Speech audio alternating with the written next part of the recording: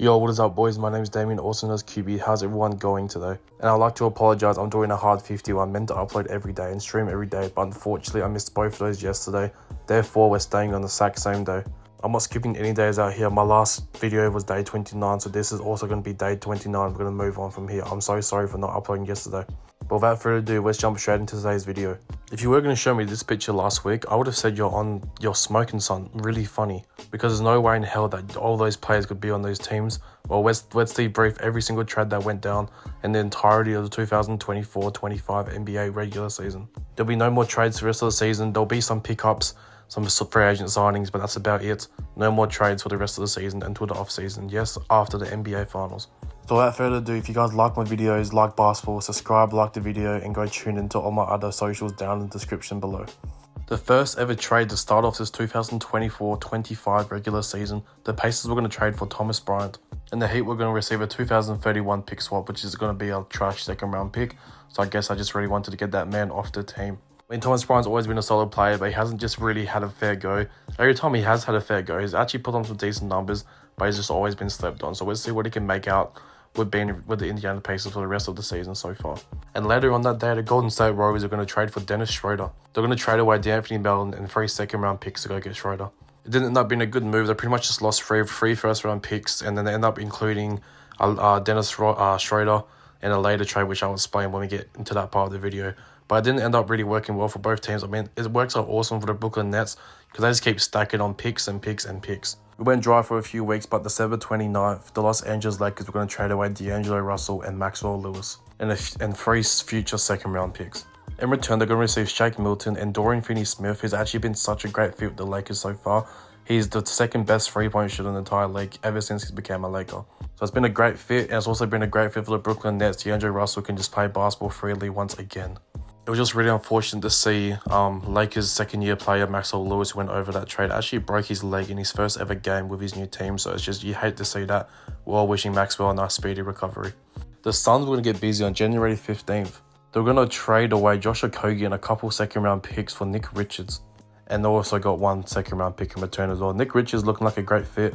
It definitely took away Jusuf Nurkic minutes, and we'll see what happens to him later on in the video. But he's just a very well put together center what Jusuf Nurkic is. He's got his shit together defensively. Nurkic does not.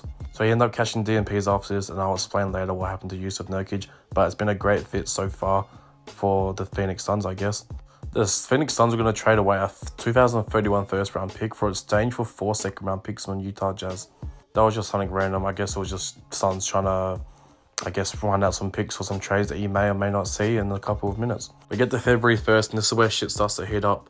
Mo Bamba and PJ Tucker are going to make their way over to Utah Jazz along as well with a couple of second round picks, and the Clippers were going to receive Patty Mills and Drew Eubanks. We haven't seen not much, in fact under 10 minutes for both of them so far in their new teams, so we'll have to give them a little bit longer to see what happens and how well they can fit in.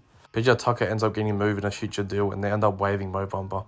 This is the biggest trade of all time. Obviously, if you guys don't know by now, this has been the most craziest deadline, and it starts off this gets everyone thinking crazy. I made a whole YouTube video about it. You should see there's a few videos down my page. So if you're interested, definitely go check it out. I go way more in depth about the whole entire situation.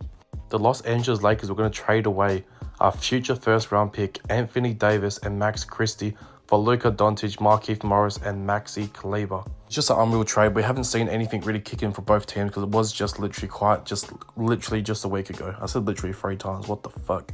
Anthony Davis is set to make his debut tomorrow as Mavericks have their first home game since the trade.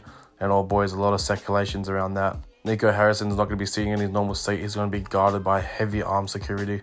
And all reports are just saying that, there wouldn't be no surprise if, I guess, the Dallas Mavericks fans try to act hostage.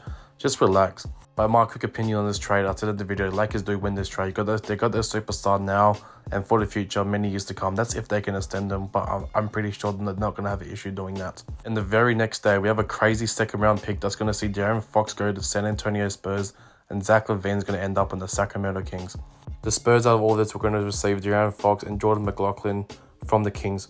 The Kings were going to get back 2 first round picks and 4 second round picks, along with Zach LaVine and Sissy Kalaka.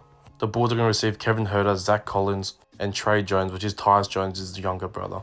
Just a quick reaction. Obviously, the San Antonio Spurs win this trade. They put an all-star point guard next to Victor Wembanyama. What more could you ask for? And so far, the Kings are all in one when Zach LaVine has, I guess, been in the lineup. It's too early to make a comment on any of these trades. I pretty much will just tell you what I think who won the trade. Obviously, in this 3-team trade, the San Antonio Spurs pull out victorious, and the Bulls just continue to get scammed. It's hilarious. The Hornets and the OKC Thunder were going to trade 2 second-round picks for each other, one in 2029 and one in 2030. New Orleans Pelicans were going to trade away Daniel Tice and a second-round pick to the Oklahoma City Thunder, and they're literally just going to receive back some cash conceptions. We have no idea what those could be yet, but I guess only time will tell. City Cosgrove is also going to get moved to the Washington Wizards in the part of the trade that's going to send Jonas Valanciunas over to the Sacramento Kings. So they're actually building something interesting over there, that's for damn sure. I mean, are you going to put Sabonis at the 4? I mean, what are you trying to do? Is Keegan Murray going to come off the bench? Is Jonas going to come off the bench? We'll just have to wait and see. All these trades I'm about to announce now, we have not seen the instant impact of what these players can do.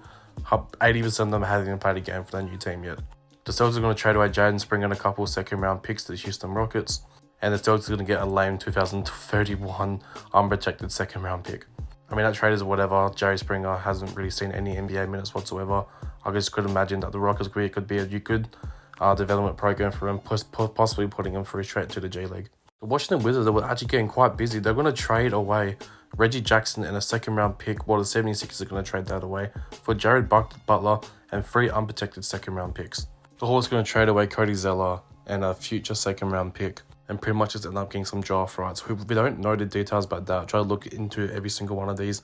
So when I say I don't know the details, we just have to wait and see. Man, this sucks. The Indiana Pacers are going to trade away James Wiseman, who's actually done his Achilles recently, and it's just sad to see how disappointing James Wiseman's career has turned out so far. I do pray one day this man can turn it around. But the Raptors are literally only going to get him for 1 second-round pick. That's quite a steal considering if he can come back and be a good solid backup center or even possibly get some starting minutes. KJ Martin's making his way over to the Pistons along with second-round picks, and the 76ers are going to get some cash considerations. This was pretty much just a trade so they can get KJ Martin's deal off the 76ers contract, and the Pistons will just be happy to take that.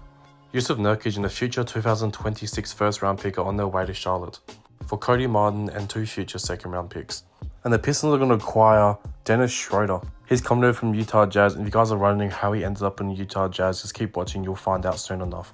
So Lindy Waters and Dennis Schroeder and a second-round pick are on their way to the Detroit Pistons.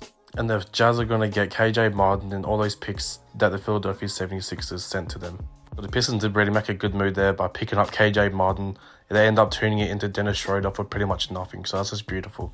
The Raptors are going to see PJ Tucker once again for the first time since early on in his career, sitting over there as well as a second-round pick. Devon Mitchell was actually on his way to be a Sacramento King. That's just crazy.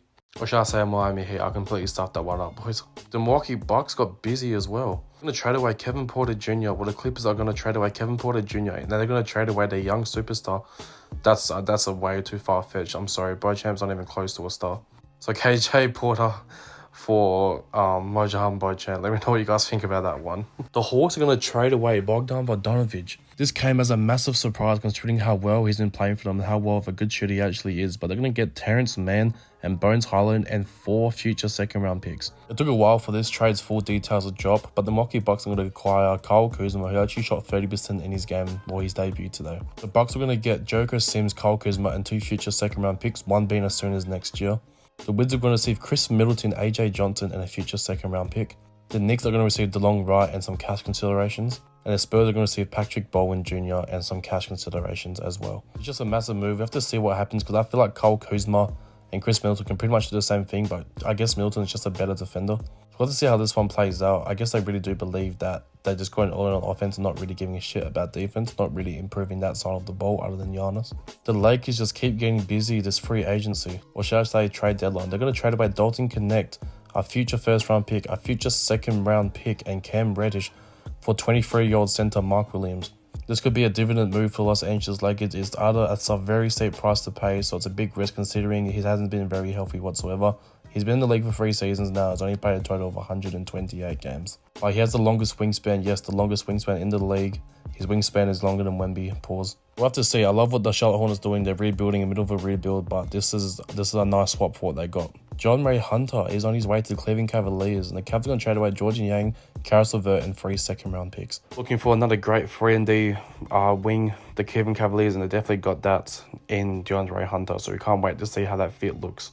This is getting towards the end, but this is not getting any more softer. This is a massive deal. Jimmy Butler is traded to the Golden State Warriors in a 5-team trade.